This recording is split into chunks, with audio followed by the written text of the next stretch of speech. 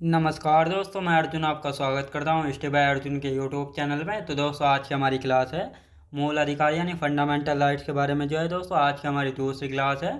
तो दोस्तों, वीडियो को अंत तक जरूर देखना ताकि सभी क्वेश्चन जो है आपको आसानी से याद हो जाए। साथ ही दोस्तों, अगर आप हमारे चैनल पर पहली बार आएँ तो हमारे चैनल को भी सब्सक्राइब कर लीजिएगा, साथ ही बेल आइकन को प्रेस कर लीजिएगा ताकि हमारे आने वाली वीडियो का नोटिफिकेशन जो है आप तक पहुँचता रहे। तो चलिए दोस्तों, वीडियो को स्टार्ट करते हैं।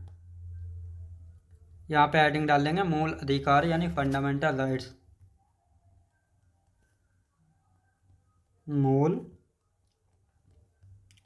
अधिकार की जो है आज की हमारी दूसरी क्लास है। कल की क्लास में हमने जाना था मूल अधिकारों की बात जो है संविधान के भाग 3 में की जाती है, जिसमें आर्टिकल की बात की जाए तो आर्टिकल कितने से कितने ले तक, यानी आर्टिकल 12 से लेकर आर्टिकल 35 तक जो है चर्चा की जाती है भाग 3 में। साथ ही संविधान के भाग 3 को जो है मैग्ना कार्टा कहा जाता है। मैग्ना कार्टा यानी जहाँ पर मूल अधिकार यानी फंडामेंटल राइट्स की बात की जाती है तो उसको जो है फंडामेंटल राइट को जो है जहाँ पर बात की जाती है उसको मैग्ना कार्टा जो है कहा जाता है। और हमारे भारतीय संविधान में जो है मूल अधिकारों की चर्चा भाग 3 में की गई, तो इसलिए संविधान के भाग 3 को मैग्ना कार्टा जो है कहा जाता है। साथ ही वर्तमान में यानी हमारे मूल संविधान में कितने मौलिक अधिकार थे? 7 थे, लेकिन वर्तमान की बात की जाए तो वर्तमान में 6 मौलिक अधिकार हैं।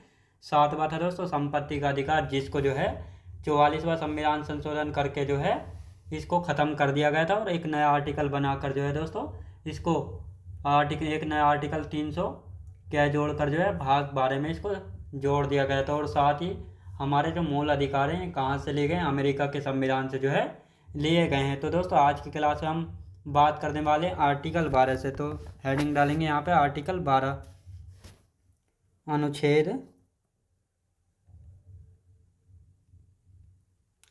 12। अनुच्छेद 12 की यदि बात की जाए तो अनुच्छेद 12 में जो है किसके बारे में चर्चा की गई? यहाँ पर जो है राज्य की परिभाषा के बारे में, राज्य की परिभाषा के बारे में बताया गया। याद रखें दोस्तों, यहाँ पर जो है राज्य की परिभाषा के बारे में जो है बताया गया। अब दोस्तों, यहाँ पर राज्य का अर्थ क्या है? यहाँ पर राज्य का अर्थ है राष्ट्र यानी नेशन, राष्ट्र यानी नेशन। अब दोस्तों, यहाँ पे हम बात करते हैं आर्टिकल 12, आर्टिकल 36 और आर्टिकल 152, यानी इन 3 आर्टिकलों में जो है राज्य की परिभाषा के बारे में जो है बताया गया है। अब दोस्तों, यहाँ पे बात करते हैं जैसे भारत सरकार,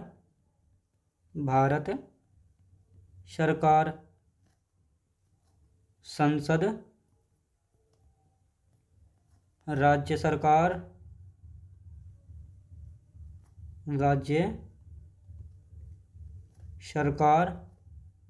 राज्य विधानमंडल,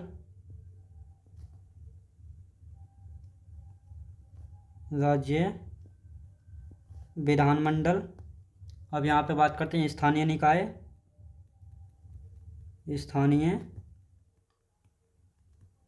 हो गए दोस्तों, स्थानीय निकाय, अन्य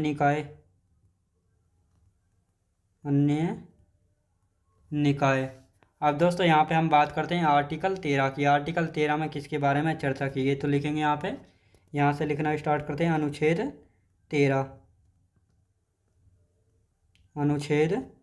13 की यदि बात की जाए तो अनुच्छेद 13 में क्या कहा गया? अनुच्छेद 13 में कहा गया है कि राज्य कोई ऐसा कानून नहीं बनाएगा जिससे जो है मूल अधिकारों का उल्लंघन होता है। अगर कोई ऐसा कानून बनाता भी है तो वह स्वतः ही जो है समाप्त हो जाएगा, यानी अपने आप समाप्त हो जाएगा। और साथ ही दोस्तों, आर्टिकल 13 को जो है सजग प्रहरी या मूल अधिकारों का गारंटर जो है कहा जाता है। और साथ ही दोस्तों, यहाँ पर राज्य का अर्थ है संसद से। तो लिखेंगे दोस्तों, राज्य कोई ऐसा कानून नहीं बनाएगा, राज्य कोई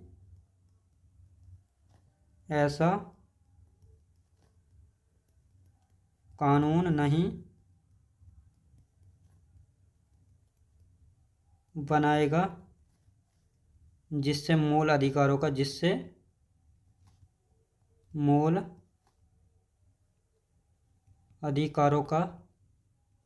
उल्लंघन हो।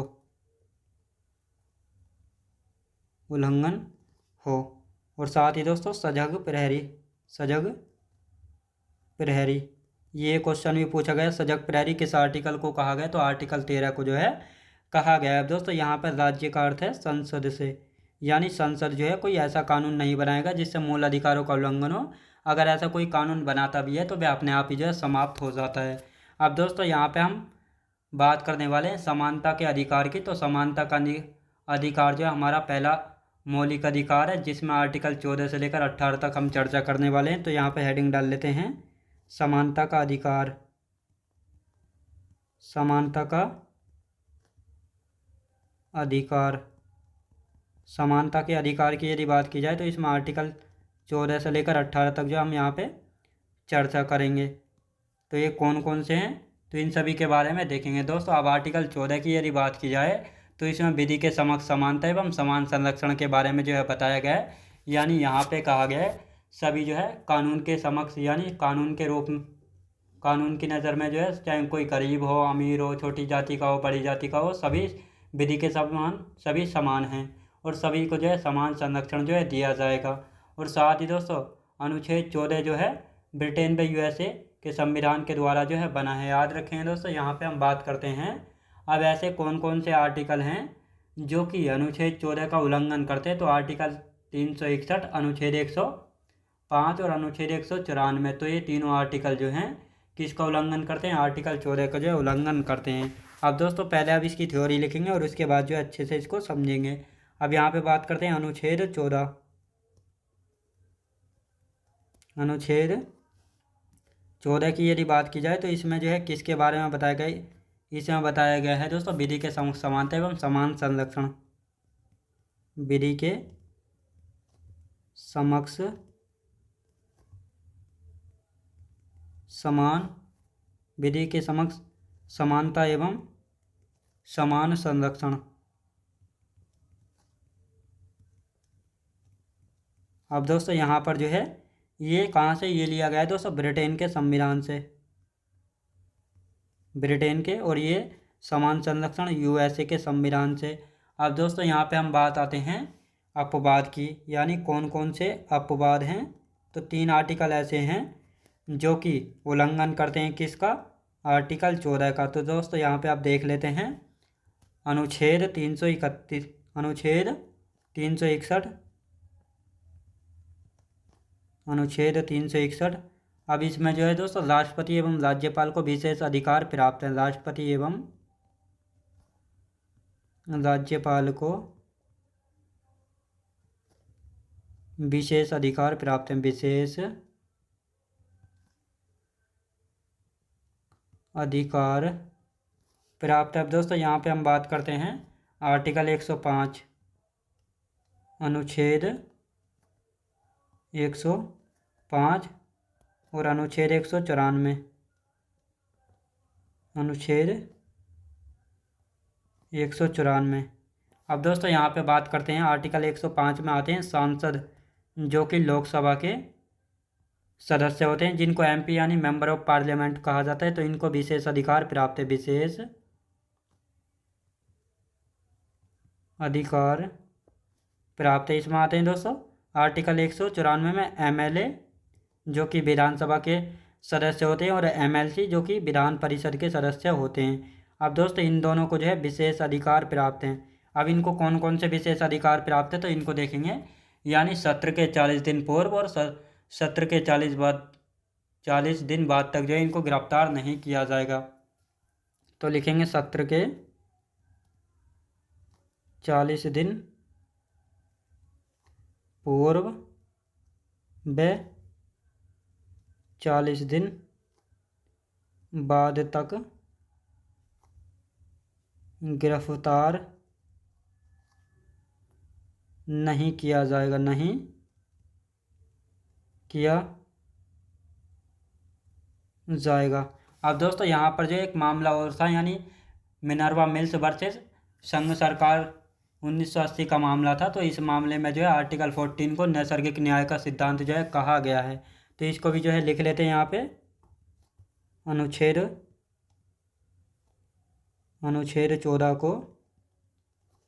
14 को नैसर्गिक न्याय का सिद्धांत,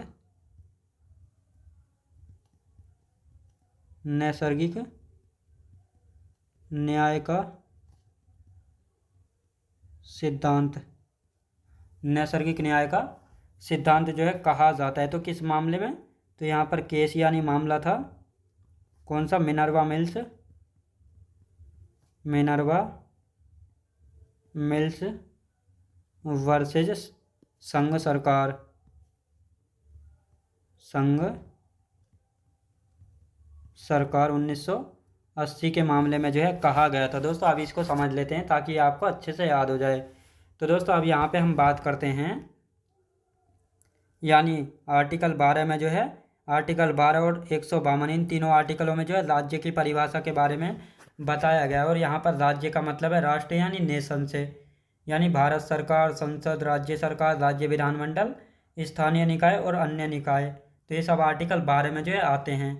अनुच्छेद 13 की यदि बात की जाए तो यहाँ पे कहा गया है दोस्तों, राज्य ऐसा कोई कानून नहीं बनाएगा जिससे मूल अधिकारों का उल्लंघन होता है। अगर कोई ऐसा कानून बनाता भी है तो वह स्वतः ही जो है समाप्त हो जाएगा।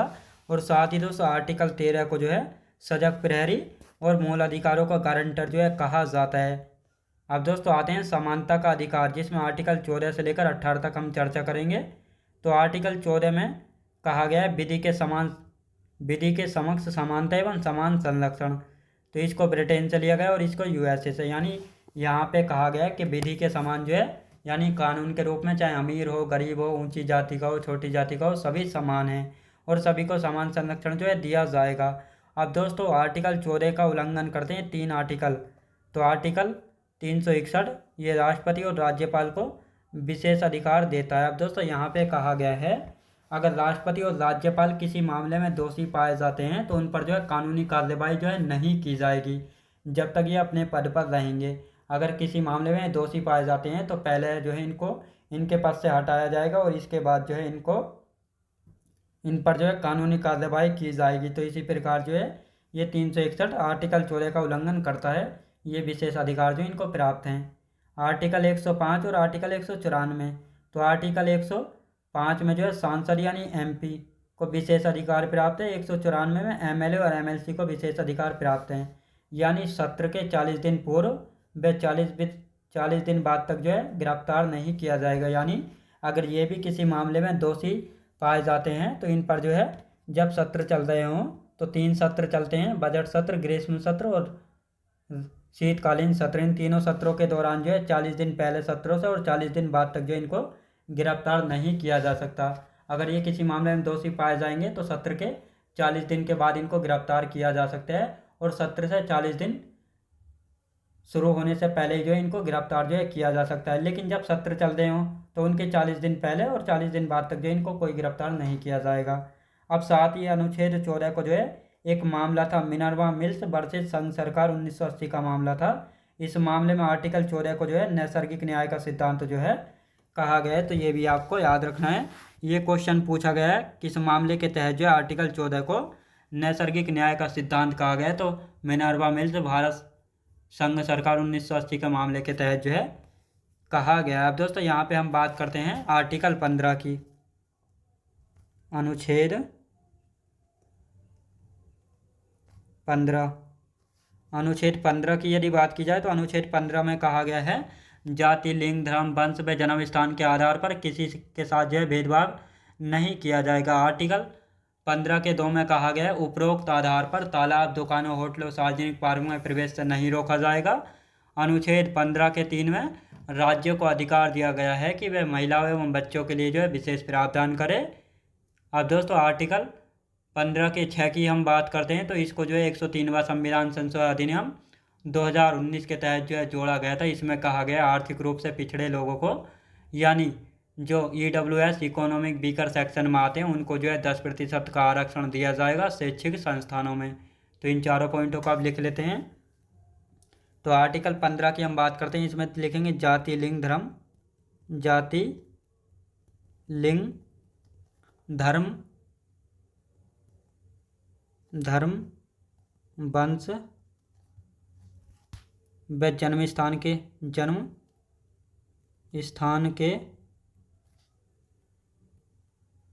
जन्म स्थान के आधार पर भेदभाव नहीं किया जाएगा। तो ये किस में कहा गया? आर्टिकल 15 में कहा गया है दोस्तों। अब आर्टिकल 15 के 2 में देख लेते हैं क्या कहा गया है। अनुच्छेद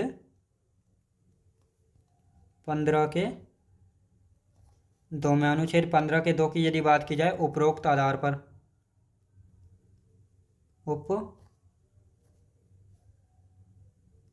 उपरोक्त आधार पर, यानी ये यहाँ पे बात की गई जाति, लिंग, धर्म, वंश व जन्म स्थान के आधार पर, यानी उपरोक्त आधार पर,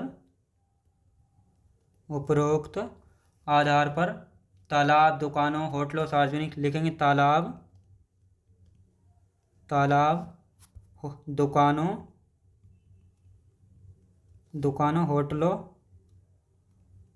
होटलों व सार्वजनिक पार्क में, सार्वजनिक पार्क में प्रवेश से नहीं रोका जाएगा, नहीं रोका जाएगा। अब दोस्तों आर्टिकल 15 के 3 की देख लेते हैं। आर्टिकल 15 के 3 में क्या कहा गया? अनुच्छेद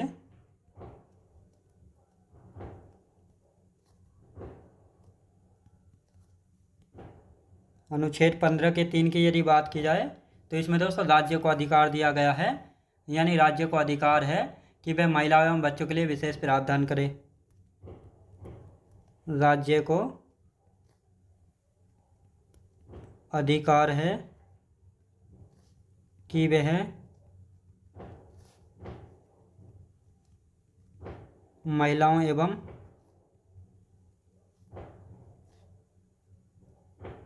बच्चों के लिए विशेष प्रावधान करे, विशेष प्रावधान करे। अब दोस्तों यहाँ पे हम नोट करके लिखेंगे, यानी नोट करके लिखेंगे यहाँ पे महिलाओं का घरेलू हिंसा से संरक्षण अधिनियम 2005, महिलाओं का घरेलू हिंसा से संरक्षण अधिनियम,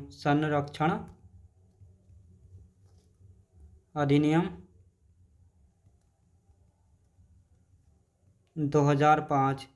याद रखें दोस्तों, यानी महिलाओं का घरेलू हिंसा से संरक्षण अधिनियम 2005 जो है आर्टिकल 3 में जो है इसको दिया गया है। अब दोस्तों आर्टिकल 15 के 6 की देख लेते हैं। अनुच्छेद 15 के 6 में, अनुच्छेद 15 के 6 की यदि बात की जाए तो आर्टिकल 15 के 6 में जो है क्या कहा गया। तो इसमें दोस्तों सबसे पहले हम बात करेंगे, इसको जो है 103वां संविधान संशोधन अधिनियम 2019 के तहत जो है जोड़ा गया है। लिखेंगे 103वां संविधान संशोधन अधिनियम, संविधान संशोधन अधिनियम 2019 के तहत जो है जोड़ा गया। अब दोस्तों इसमें कहा गया आर्थिक रूप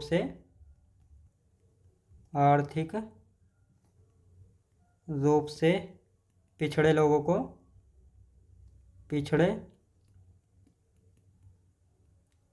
को यानी EWS इकोनॉमिक वीकर सेक्शन के लोगों को 10% आरक्षण दिया जाएगा। कहाँ पे दिया जाएगा दोस्तों? शैक्षिक संस्थानों में, शैक्षिक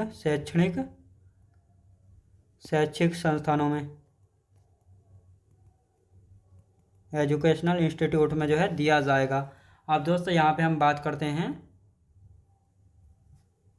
आर्टिकल 15 की यदि बात की जाए तो इसमें कहा गया है जाति, लिंग, धर्म, वंश, जन्म स्थान के आधार पर जो है किसी के साथ जो है भेदभाव नहीं किया जाएगा।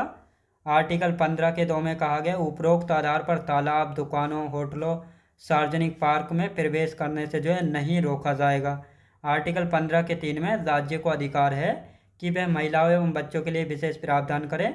नोट करके लिखेंगे महिलाओं का घरेलू हिंसा से संरक्षण अधिनियम 2005 जो है यहीं से इसको यहीं पर जो है रखा गया। आर्टिकल 15 के 3 में आपने देखा होगा लेडीज जो दहेज प्रथा का केस लगाती हैं वे यहीं इसी के द्वारा जो है लगाया जाता है। तो ये आपको याद रखना है। आर्टिकल 15 के 6 में कहा गया है, पहले दोस्तों आर्टिकल 15 का जो 6 है इसको 103वां संविधान संशोधन अधिनियम 2019 के तहत जोड़ा गया है।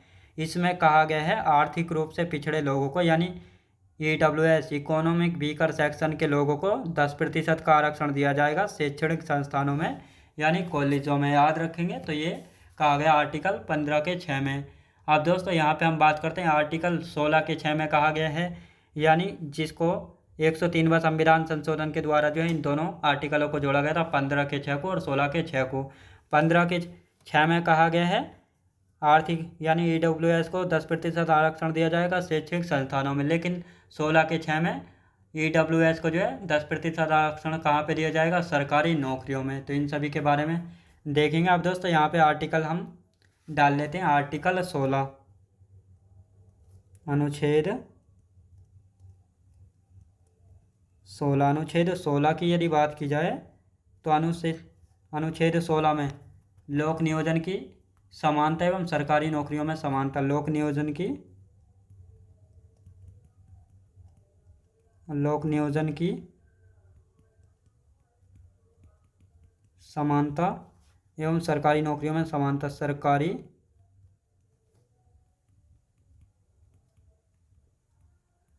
नौकरियों में समानता, सरकारी नौकरियों में समानता, ये आर्टिकल 16 में जो है कहा गया। अब आर्टिकल 16 के 4 में देख लेते हैं। अनुच्छेद 16 के 4 में, आर्टिकल 16 के 4 की यदि बात करते हैं तो इसमें किसके बारे में चर्चा की गई है, इसमें राज्य को अधिकार है कि वह जनसंख्या के अनुपात में आरक्षण दे सकता है। राज्य को अधिकार है, राज्य को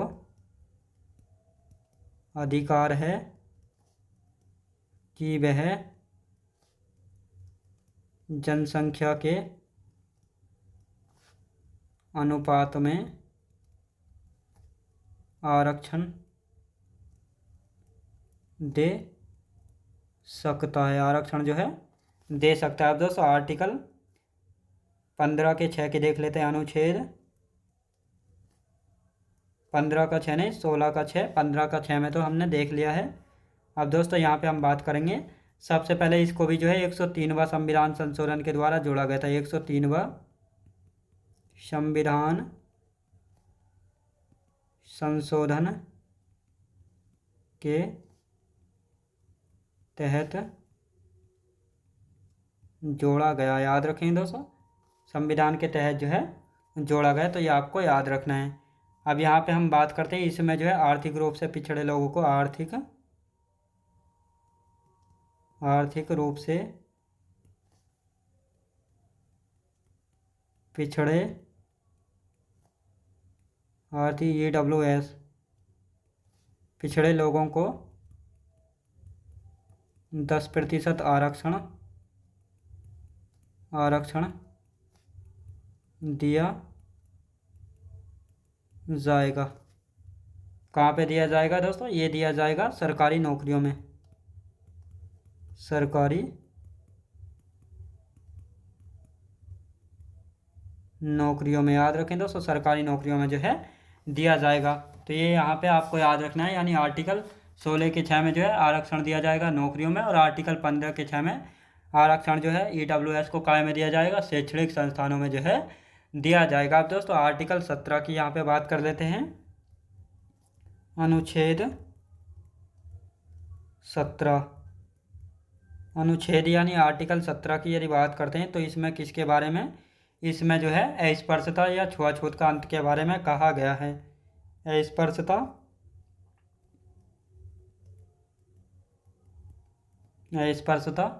या छुआछूत का अंत के बारे में जो है बताया गया। अब दोस्तों यहाँ पे हम बात करते हैं, यहाँ पर जो है इसके लिए एक अधिनियम जो है बनाया गया था, अस्पृश्यता का अपराध अधिनियम 1955 जो है यहाँ पे बनाया गया था।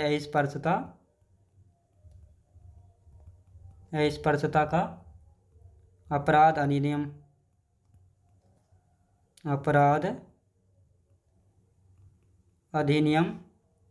1955 जो है बनाया गया था। अब दोस्तों यहाँ पर जो है यानी यहाँ पे कहा गया था अगर कोई किसी के साथ अस्पृश्यता या छुआछूत करता है तो उस पर जो है 500 रुपये का जुर्माना और 6 महीने की जेल जो है हो सकती है अगर कोई आपके खिलाफ शिकायत कर दे यानी एफआईआर कर दे कि इसने जो है मेरे साथ छुआछूत की है या मुझे अछूत बताया है या स्पर्शता किया है। तो इसके अगर इस मामले में कोई कर देता है, केस कर देता है किसी पर, तो उसको 6 महीने की सज़ा हो सकती है और साथ ही 500 रुपये का जुर्माना जो है हो सकता है और साथ ही दोनों भी हो सकती हैं। लेकिन स्पर्शता का अपराध अधिनियम 1955 में संशोधन किया गया था 1976 में, और इसका नाम चेंज करके सिविल अधिकार संरक्षण अधिनियम 1955 जो है कर दिया गया था। तो लिखेंगे दोस्तों संशोधन 1976 में संशोधन जो है किया गया था। अब दोस्तों इसका नया नाम क्या है, नया नाम क्या है इसका, सिविल अधिकार संरक्षण अधिनियम, सिविल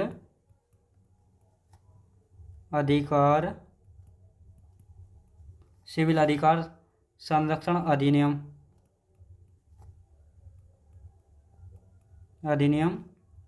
1955 इसका ये नया नाम जो है रख दिया गया। अब दोस्तों आर्टिकल 18 की हम बात करते हैं, हेडिंग डालेंगे अनुच्छेद 18। अनुच्छेद 18 की यदि बात करते हैं तो इसमें उपाधियों के अंत के बारे में बताएगा। उपाधि यानी एंड ऑफ टाइटल्स, उपाधियों का अंत, उपाधियों के अंत के बारे में जो है बताया गया। किसके बारे में दोस्तों, उपाधियों के अंत के बारे में जो है बताया गया। आपने देखा होगा पहले राजा महाराजा जो है क्या करते थे, राजा की उपाधि धारण कर लेता था, कोई महाराजा की, कोई विक्रमादित्य की, तो ये बहुत सी जो है क्या की जाती थी, उपाधियाँ जो है धारण की जाती थी। तो इन सभी उपाधियों को जो है आर्टिकल 18 के द्वारा कहा गया है अब कोई भी जो है उपाधि धारण नहीं करेगा। तो ये किस आर्टिकल में कहा गया, आर्टिकल 18 में जो है कहा गया है। तो दोस्तों आर्टिकल 18 हमारा समाप्त हो चुका है और साथ ही दोस्तों जो हमारा समानता का अधिकार था आर्टिकल 14 से लेकर आर्टिकल 18 तक हमारा पहला मौलिक अधिकार समाप्त हो चुका। अब हमारा दूसरा मौलिक अधिकार आता है स्वतंत्रता का अधिकार, जो कि आर्टिकल 19 से 22 तक हम इसकी चर्चा करेंगे। तो पहले अब इसका हम रिवीजन कर लेते हैं। यानी आर्टिकल 16 की यदि बात की जाए तो इसमें लोक नियोजन की समानता एवं सरकारी नौकरियों में समानता के बारे में बताया गया है। और साथ ही अनुच्छेद 16 के 4 में जो है राज्य को अधिकार है कि वह जनसंख्या के अनुपात में आरक्षण दे सकता है। यानी जिस वर्ग की जो है नौकरियों में जनसंख्या कम है तो उस समाज के जो है जनसंख्या के आधार पर उस समाज को आरक्षण दिया जा सकता है। तो ये आर्टिकल 16 के 4 में कहा गया है कि राज्य को अधिकार है वह जनसंख्या के आधार पर आरक्षण दे सकता है। आर्टिकल 16 की 6 में कहा गया है जिसको 103वां संविधान संशोधन अधिनियम 103वां संविधान संशोधन अधिनियम, यहाँ इसको सही कर लेंगे, संशोधन अधिनियम 2019 के तहत जोड़ा गया। किसके तहत, यानी 103वां संविधान संशोधन अधिनियम 2019 के तहत जो है जोड़ा गया था।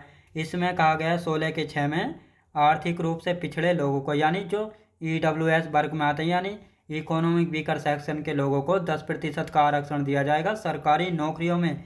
यानी आर्टिकल 16 के 6 में सरकारी नौकरियों में EWS को आरक्षण दिया जाता है और आर्टिकल 15 के 6 में जो है EWS को आरक्षण दिया जाता है 10% का शैक्षणिक संस्थानों में। तो ये आपको याद रखना है। साथ ही आर्टिकल 17 में अस्पृश्यता या छुआछूत का अंत, अगर कोई किसी के साथ छुआछूत करता है तो उस पर जो है 500 रुपये का जुर्माना और 6 महीने की जेल भी हो सकती है अगर कोई आदमी उसके खिलाफ शिकायत कर दे।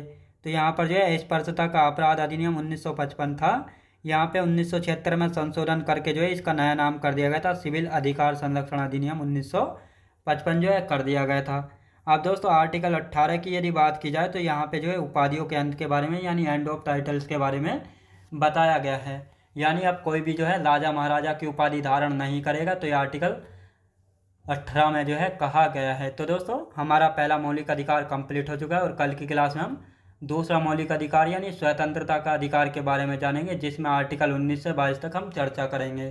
तो दोस्तों आज की क्लास जो हमारी यहीं तक रहेगी। मैं उम्मीद करता हूँ आपको वीडियो क्वालिटी, कंटेंट वगैरह सभी कुछ आपको पसंद आया होगा।